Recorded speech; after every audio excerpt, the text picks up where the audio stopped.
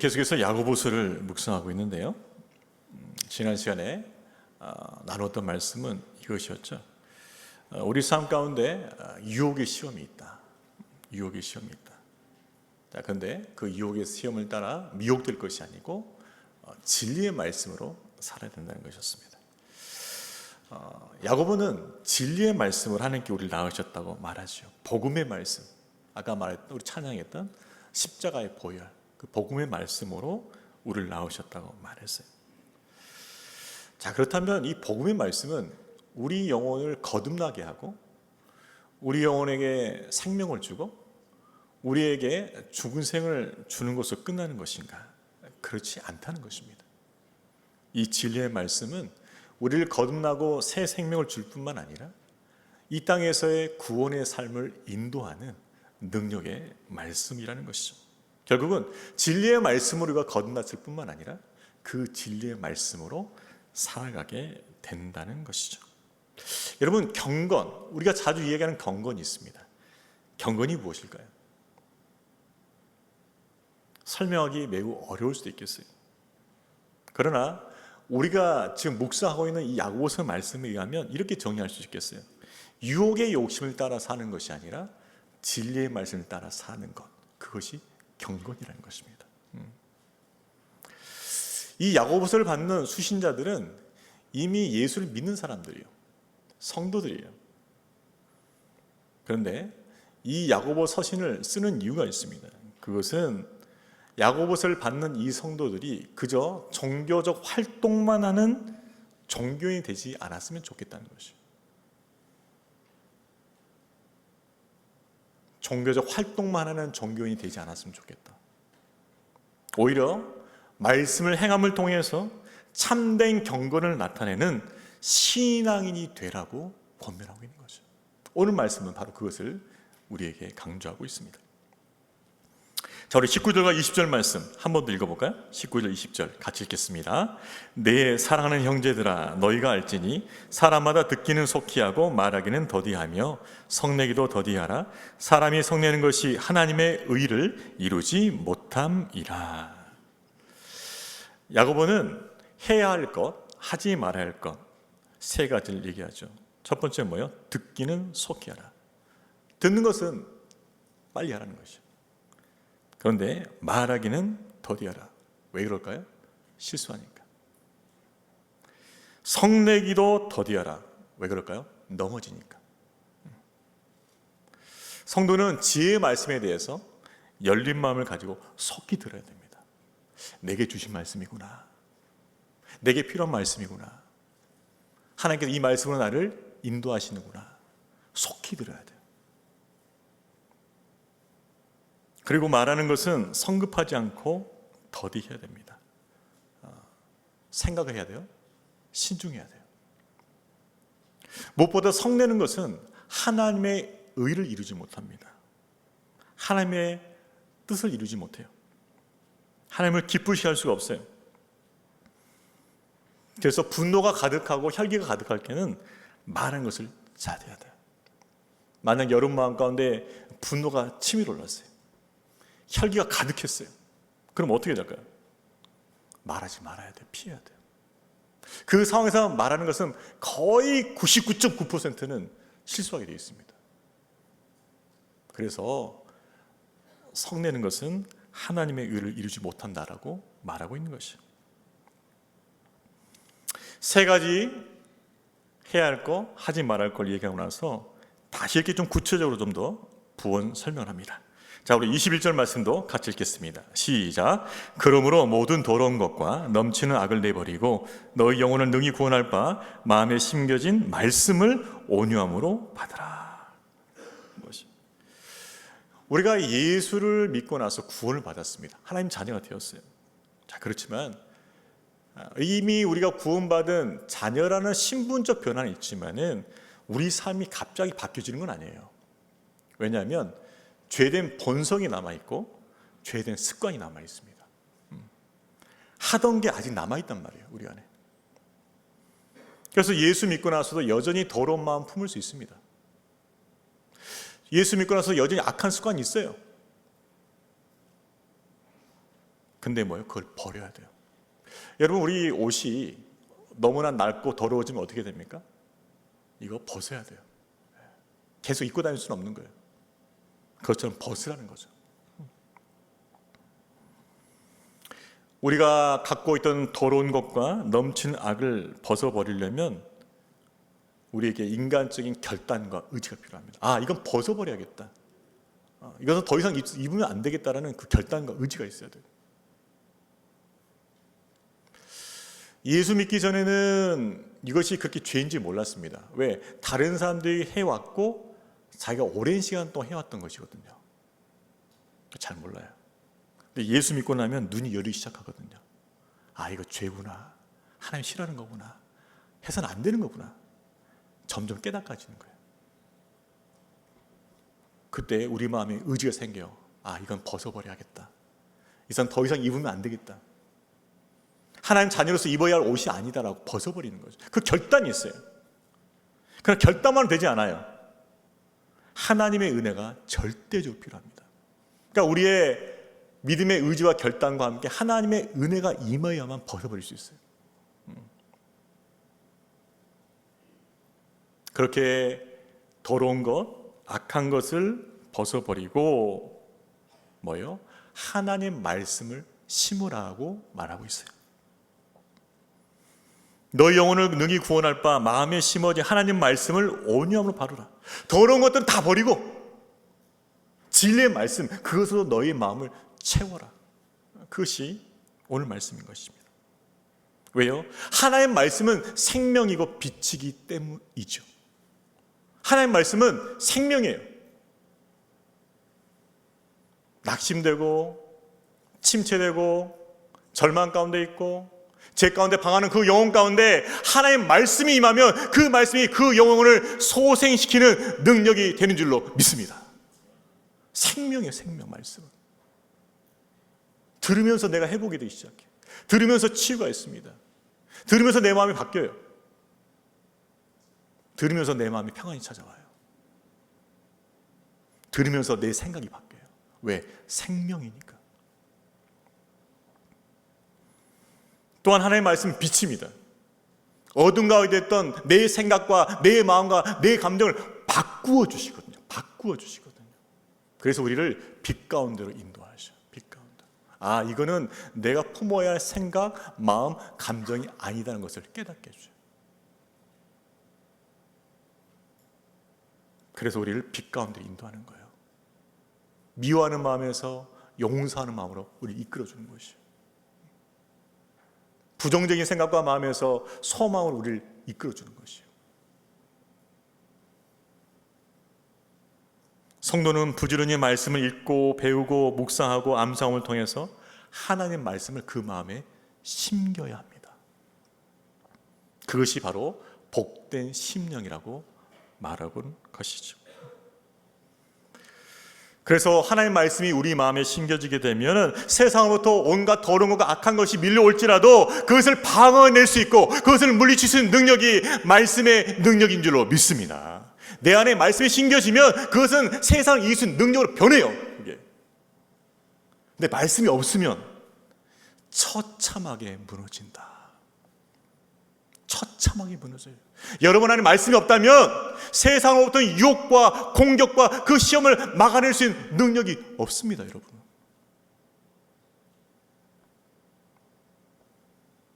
말씀은 세상과 죄와 악을 대적하며 승리하게 되는 능력이 된다는 것입니다.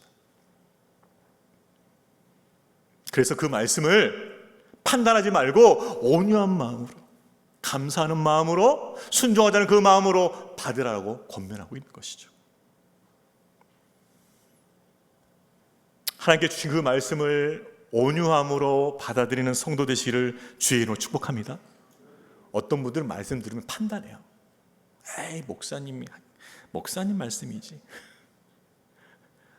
나랑은 안 맞는 말씀이지. 자꾸 변명하고 부인해요. 말씀이 오면 반사.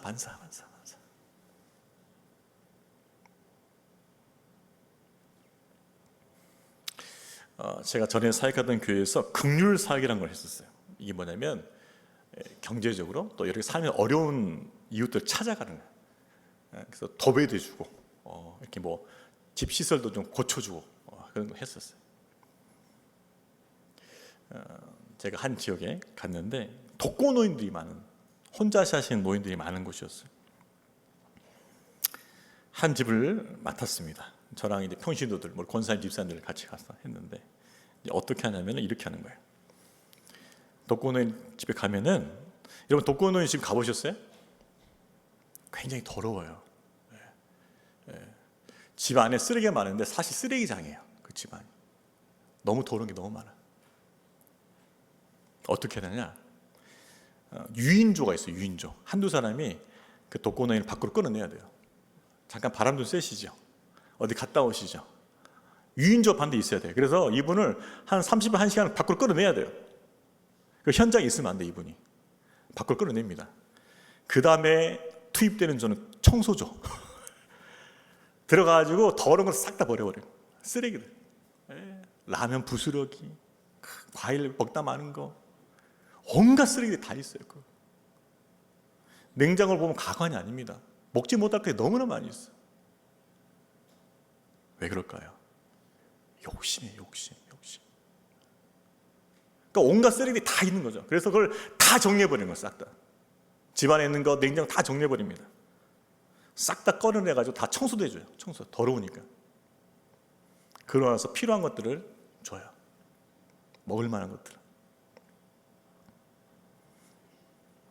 자, 독거노인이 이제 돌아오셨습니다. 일반적인 반응은 그거예요. 엄청 화를 내십니다. 이것들이 자기 마음대로 했다고 엄청 화를 내세요. 왜 버렸냐고 화를 내세요. 근데 제가 이제 예배 드릴까요? 할아버지? 방 안으로 초청해요. 일했던 분들 다 오라고 해가지고, 자, 앉으세요. 예배 드리겠습니다. 찬양하고 예배하면은 눈물을 뚝뚝 흘려요. 눈물 뚝뚝 흘려요. 왜? 자야 빈 빛 가운데 들어왔거든. 그전에 어둠이었어. 이 빛 가운데 들어온 거야. 그리고 이것이 하나님의 은혜라는 걸 깨닫는 거죠. 눈물이 뚝뚝 흘려요. 할아버지 이제 깨끗하게 사세요? 눈물 뚝뚝 흘리면서 고개만 끄덕거리는 거예요.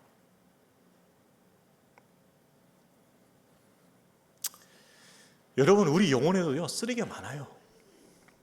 치울 게 많다고요. 그것들 끝까지 가지고 가면서 하나님 닮은 자녀의 삶을 살 수는 없습니다. 여러분,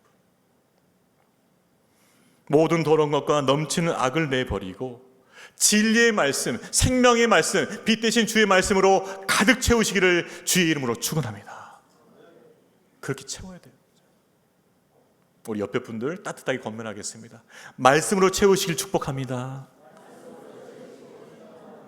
뒤에 붙이죠. 너도 다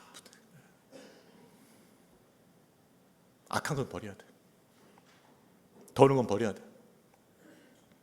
그리고 뭐요? 생명의 말씀, 빛의 말씀을 가득 채워야 돼. 그 말씀이 우리의 삶을 새롭게 하는 줄로 믿습니다. 그걸 얘기하는 거예요. 그래서 날마다 온유함으로 하나님의 말씀을 받아야 하는 거죠. 자, 온유한 마음으로, 이 말씀은 빛의 말씀이구나, 이 말씀은 생명의 말씀이구나, 이 말씀 나를 새롭게 변하게 하는 능력의 말씀이라고 고백한 후에 온유함을 받고 나서 그 다음에는 어떻게 했냐는 거예요. 어떻게. 자, 우리 22절 말씀도 같이 읽어볼까요? 시작. 너희는 말씀을 행하는 자가 되고 듣기만 하여 자신을 속이는 자가 되지 말라. 말씀을 온유함을 받고 나서 그냥 저장만 하지 말고 그 말씀대로 행하라는 것입니다. 듣기만 하면 어떤 일이 벌어질까요? 자기가 속아요. 물론 온유함으로 말씀 받는다는 그 자체가 무가치한 게 아니에요. 먼저 말씀 받아야죠. 말씀을 열심히 읽어야 돼요. 들어야 돼요. 묵상해야 돼요. 암송해야 돼요. 근데 문제는 뭐냐?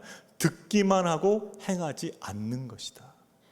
저장만 하고 쓰지 않는 것이다. 여러분, 그 독거노인에게 냉장고에 좋은 것들 다 채워졌는데 안 먹으면 어떡할 것입니까? 안 먹으면. 먹으라 갖다 놨는데.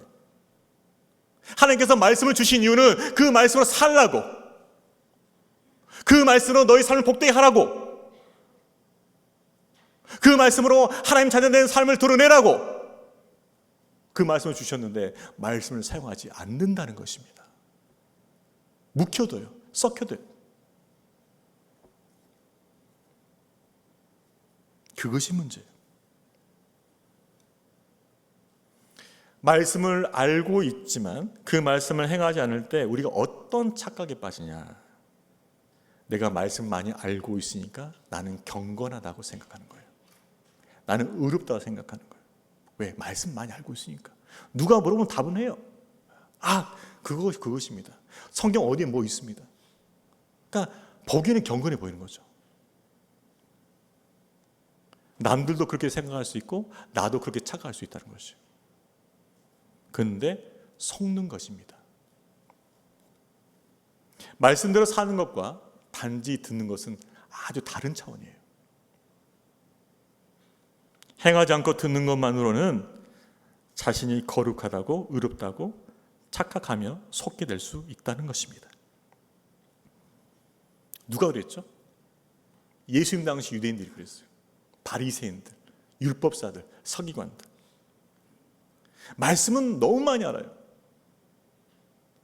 근데 행하지 않아요. 그래서 예수님께서 뭐요? 이 외식하는 자들아라고 책망하신 거예요. 그들은 율법을 가진 그 자체로 자부심을 가졌어요.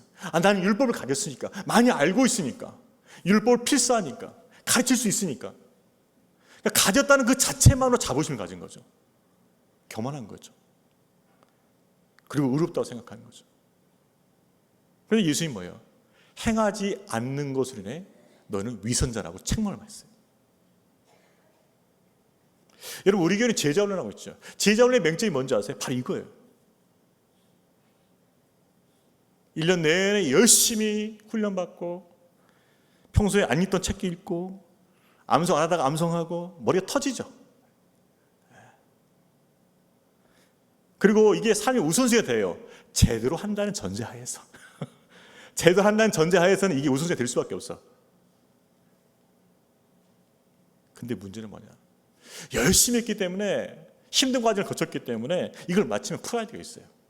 야, 이 힘든 과정을 다 마쳤구나. 열심히 공부하고 책도 읽고 암송도 하고 또 하다 보면 하나님과 교제가 친밀해져요.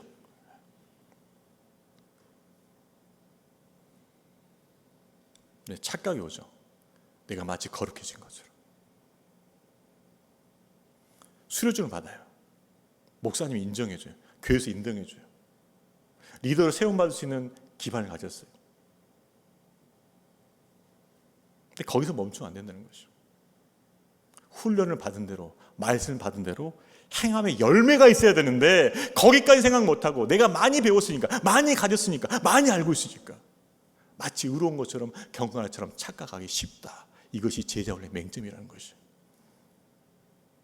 저는 이것을 분명히 알고 가르치고 있어요. 여러분도 조심하셔야 돼요. 제자훈련 받으신 분들. 많이 알고 있다는 것에서 스스로 어렵다고 착각하면 안 된다. 그 말씀대로 행하고 있는가, 열매가 있는가, 나는 거기를 봐야 된다는 것을 잊지 마시기 바랍니다. 예수님 당시에 유대 종교자들이 바로 이 책망을 받은 것이에요. 야고보 사도는 그래서 행함을 좀 더 강조하죠. 자, 23, 24, 25절까지 우리 같이 읽겠습니다. 시작. 누구든지 말씀을 듣고 행하지 아니하면 그는 거울로 자기의 생긴 얼굴을 보는 사람과 같아서 제 자신을 보고 가서 그 모습이 어떤지를 곧 잊어버리거니와 자유롭게 하는 온전한 율법을 들여다보고 있는 자는 듣고 잊어버린 자가 아니요 실천하는 자니 이 사람은 그 행하는 일에 복을 받으리라. 뭐예요? 우리가 거울을 딱 보고 나서 그 거울 본 자기 얼굴을 계속 기억합니까? 아니죠. 그때 이렇게 딱 매무시하고 잊어버리잖아요. 행하지 않는 사람은 이거예요. 왜? 말씀을 잊어버렸기 때문에. 말씀을 잊어버려요. 계속 말씀을 묵상하고 곱씹고 이 말씀을 내 삶에 어떻게 적용할 것인가, 이 말씀을 내 삶에 어떻게 순종할 것인가를 생각하지 않고 그냥 잊어버리는 거예요. 그래서 행하지 않는 거죠. 25절에 자유롭게 하는 온전한 율법, 죄와 심판으로부터 자유케 하는 온전한 율법, 복음의 말씀이에요. 그 복음의 말씀을 듣고 잊어버린 자가 아니라 실천하는 자, 그 자가 복이 있다라고 말하고 있습니다. 여러분, 그래요. 말씀은 받고 저장하는 것에 그치는 것이 아니라 그 말씀을 실천할 때, 그 말씀을 행할 때 복이 있는 줄로 믿습니다. 행함을 통해서 복을 얻는 거예요. 행함을 통해서. 제가 청년부 때 저도 쌤터지기 했었습니다. 재미있게 했었어요. 한 후배가 성경 공부하는데 자랑하더라고요. 저 30도겠습니다. 30도 쉽지 않거든요. 그 나이 때. 다들 뜨악! 와. 근데 잘못 걸렸습니다, 저한테. 제가 유심히 봤어요. 30도 한 결과 어떤 건지 내가 보겠다. 유심히 쳐다봤습니다. 아무런 변화가 없어. 아무런 변화가 없어. 가슴도 냉랭해. 지체에 대해 관심도 없어. 뭐 하자고는 안 해. 혼자 살아, 혼자. 이분이 가장 활발할 때 언제냐? 성경 공부 때. 성경 공부 때 활발해. 나머지는 다 시체야, 죽어 있어. 여러분, 광야 2세대가 요단을 건너 약속의 땅으로 들어가죠. 요단강을 건너기 전에 하나님께서 여호수아를 통해 명령하셔요. 여호와에게를 맨 제사장들이 요단강에 발을 담글 때 요단강은 멈춘다. 이미 멈춰 있고 이미 갈라진 그 물을 건너는 게 아니다. 제사장들이 발을 담궈야만 멀리서부터 물이 끊겨서 요단강이 열린다라고 미리 말씀하셨어요. 뭐요? 순종이에요. 행함이에요. 그 당시 보리 추수 때 이 요단강은 범람합니다. 그냥 물길이 넘쳐 흘러요. 조심스럽게 발 담그지 않으면 쓸려서 그냥 가는 겁니다. 아마 이 요단강이 첫 발을 딛었던 제사장 발벌 떨었을 거예요. 내가 볼 때는. 떨면서 발을 담근 거예요. 떨면서. 그런데 떨면서 발을 담글 때 뭐예요? 저 멀리서부터 뭐예요? 요단강이 끊기는 거예요. 그래서 마침내 물이 줄어서 요단강이 갈리는 거죠. 여러분, 말씀을 행할 때 복이 있고 말씀을 행할 때 역사가 있고 말씀을 행할 때 열매가 맺는 줄로 믿습니다. 행함을 통해서만 복이 있고 행함을 통해서 역사가 있고 행함을 통해서 열매 맺는다는 것이죠.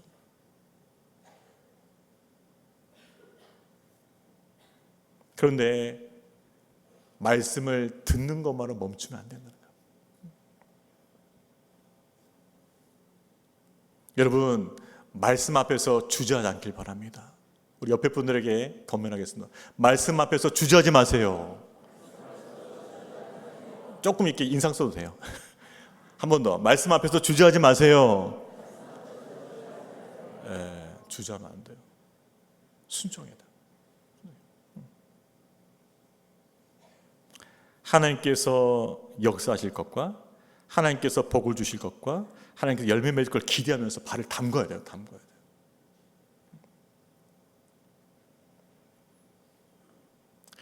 자, 그러면 말씀을 5년을 받고 그 말씀을 믿음으로 행했을 때 어떤 결과가 주어질까? 바로 그것이 경건이라는 거예요. 경건. 자, 마지막 26절, 27절 읽어볼까요? 26절, 27절 시작. 누구든지 스스로 경건하다 생각하며 자기 혀를 재가 물리지 아니하고 자기의 마음을 속이면 이 사람의 경건은 헛것이라. 하나님 아버지 앞에서 정결하고 더러움 없는 경건은 곧 고아와 가부를 그 환난 중에 돌보고 또 자기를 지켜 새 속에 물들지 아니하는 그것이죠. 여러분, 경건은 다른 게 아니에요. 하나님 말씀을 5년을 받고 그 말씀을 행할 때 그 나타나는 결과, 그 실체가 바로 경건이라는 것입니다. 경건한 채 하는 것이 경건이 아니에요. 하나님 말씀을 5년을 받고 그 말씀에 자기를 쳐서 복종시키고 순종할 때 나타나는 결과, 그 실체, 그것이 경건이라는 것이에요. 순종할 때 하나님의 임재가 있겠죠. 하나님의 도우심이 있겠죠. 하나님의 역사하심이 있겠죠. 그때 경건이 드러나는 것이에요. 말씀은 세 가지 예를 들고 있어요. 첫 번째는 혀를 통제하는 거예요. 재갈을 물리지 않냐고. 이 재갈은 동물이 물리는 거잖아요. 강하게 표현한 거죠. 재갈을 물려야 된다는 것이. 언어 생활이에요. 언어 생활이 다스려져야 돼요. 여러분, 하나님의 말씀을 통해서 언어 생활이 다스려져야 돼요. 그것이 진정한 경건의 표시가 된다는 거죠. 여러분, 말을 통해서 얼마나 많은 나쁜 일들이 나요. 상처를 주고 마음을 더럽힐 수 있어요. 혼란스럽게 할 수 있어요. 큰 어려움도 줄 수 있어요. 말을 통해서. 언어는요, 양면성을 가지고 있어요. 선하게 사용될 수 있고 악하게 사용될 수 있어요. 결국 이 말을 하는 그 사람이 중요해요.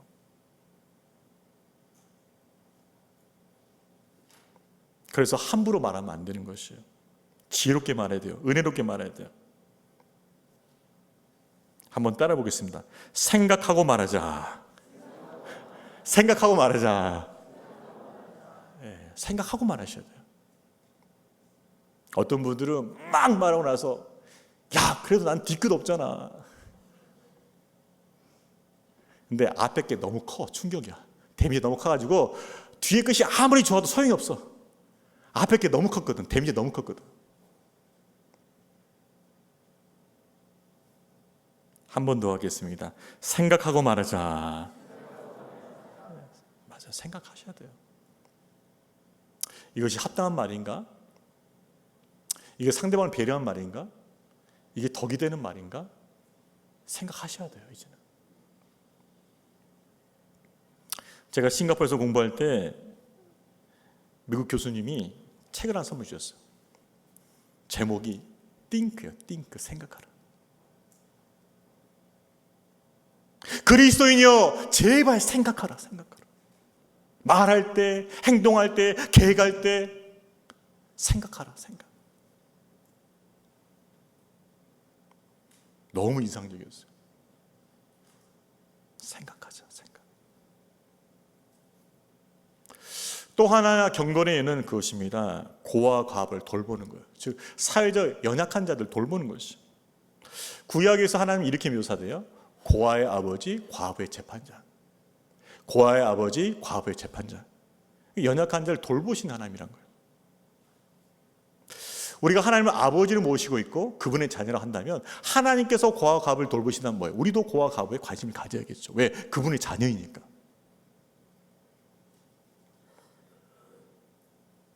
고아와 과부로 대변되는 약한 자들과 가난한 자들, 환난 중에 있는 자들 돌보는 것이 바로 참된 경건줄로 믿습니다. 하나님 아버지께 그의 아버지요 재판장이시니까.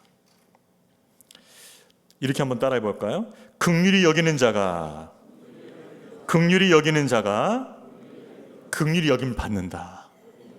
여러분, 긍휼히 여겼을 때 긍휼히 받아요. 우리가 연약한 사람들을, 성도들을, 지체들, 이웃들을 긍휼히 여기면 하나님께서 우리를 긍휼히 여겨 주신 줄로 믿습니다. 맞아요. 그러니까 내가 불쌍히 여길 때 하나님께 나를 불쌍히 여겨 주셔요.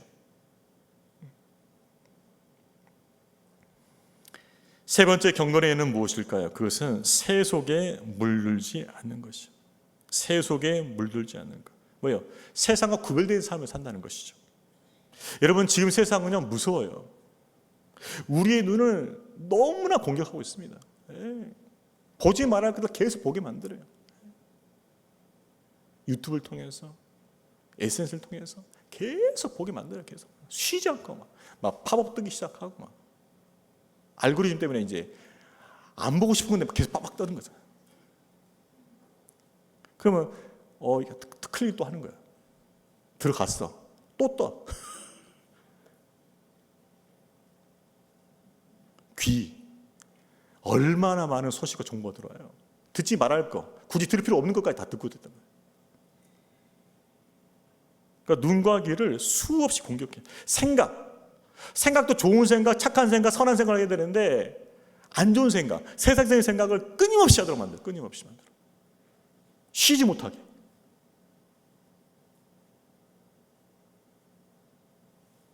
우리 눈과 귀와 생각을 끊임없이 공격하고 있죠. 자, 그러면 어떤 결과를 맞이하게 되냐? 이것입니다. 우리의 가치관, 즉 신앙적인 가치관과 기준이 계속 잠식되게 돼 있어요. 그런 것들이 계속 노출되다 보면은 우리의 신앙적 기준과 가치관이 계속 잠식된다고요. 희미해져요. 흔들려요. 교묘하게 흔들려요. 교묘하게. 믿음이 약해져요. 우리의 시간과 돈과 에너지를 자꾸 세상적인 것에 계속 많이 쓰도록 유도하죠. 미혹해요. 그래서 성경적 기준도 약해지고 믿음도 흔들리고 가치관도 불분명하고 판단이 잘 안 돼요.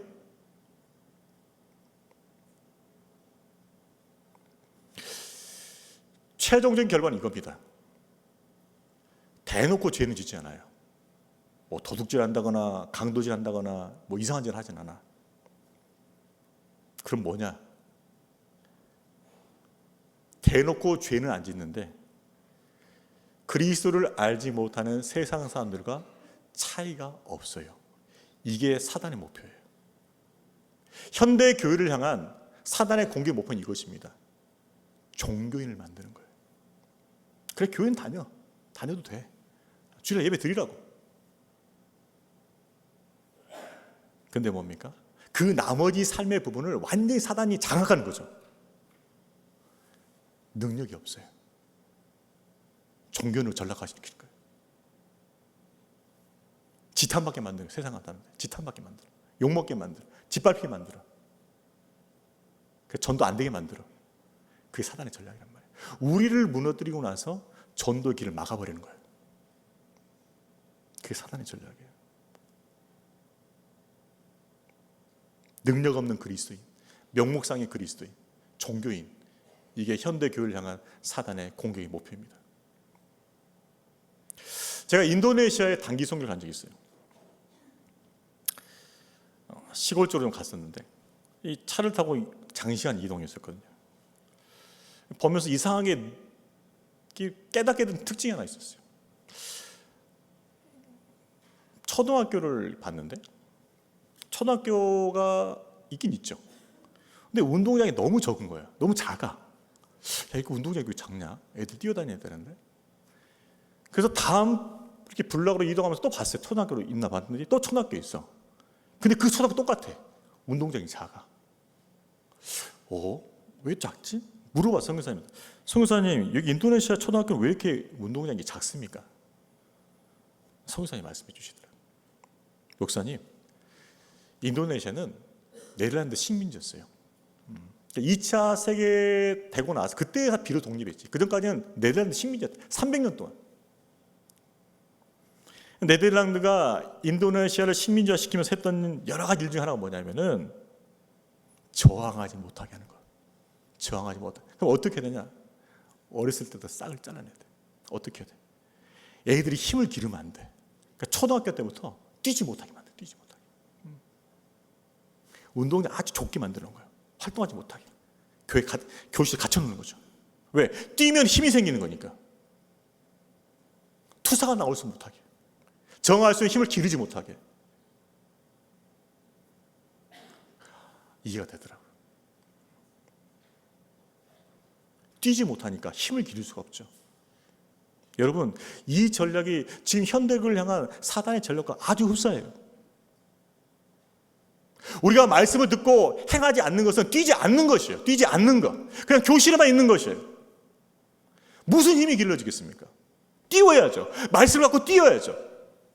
하나님의 말씀과 순종하면서 뛰어야죠.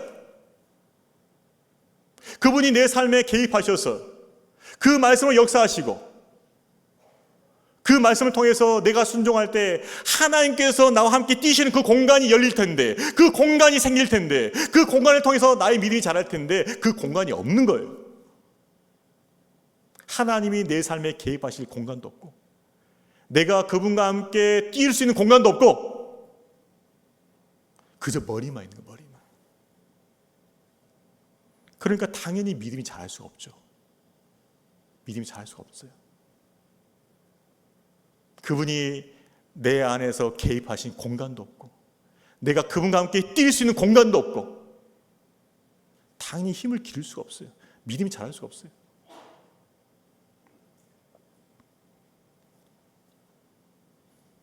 그래서 우리 영혼이 마르는 거예요. 힘이 없는 거예요. 능력이 없는 거죠.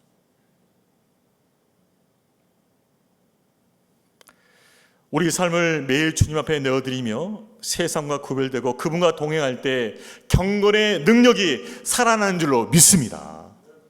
이것이 이 시대 교회의 과제예요. 주의 말씀의 순종함을 통해서 하나님께서 우리 삶에 개입하신 공간이 생기고 하나님과 함께 뛰는 그 공간이 더 넓어짐을 통해서 우리 믿음은 자란다는 것이죠. 그리고 세상과 싸워 승리할 수 있게 될 것입니다. 말씀을 정리하겠습니다. 진리의 말씀으로 구원받은 성도는 또한 진리의 말씀으로 살아간다는 것이에요. 진리의 말씀을 온유함으로 받고 또 들은 말씀도 행함을 통하여 참된 경건을 이루고 가시는 복된 성도 되시기를 주의 이름으로 축복합니다. 말씀을 행할 때 참된 경건이 이루어지는 것이죠. 그 경건을 통해서 하나님께서 역사하시고 우리 믿음이 세상과 싸워 승리하는 믿음으로 자라게 된 줄로 믿습니다. 그 믿음을 우리가 가져야 할 것이에요. 자, 우리 옆에 분들에게 마지막 한번 권면하겠습니다. 말씀을 온유함으로 받으시길 바랍니다. 말씀을 행하시길 바랍니다. 참된 경건을 이루시길 바랍니다. 이것을 잊지 않고 참된 경건을 이루어서 하나님과 동행하는 복된 성도 되시기를 주의 이름으로 축복합니다. 우리 다 같이 나서 이 찬양 부르도록 하겠습니다. 완전하신 나의 주. 우리 주님께서는요, 말씀을 통해서, 진리의 말씀을 통해서 우리 의의 길로 인도하셔요. 그리고 우리 말씀으로 우리를 다스려 주십니다.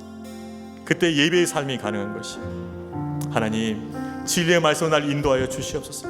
그 진리의 말씀을 온유히 받는 것을 그치지 않고 행하게 해 주옵소서. 말씀 앞에 주저하지 않게 해 주옵소서. 말씀 앞에서 도망가지 않게 해 주시고 말씀을 미루지 않게 해 주옵소서. 그 말씀의 순종함을 통해서 하나님 역사하신 공간, 하나님과 함께 뛰는 그 공간이 생기게 해 주시고 나의 믿음 더욱 자라게 달라고 그 소망을 가지고 이 찬양 부르도록 하겠습니다.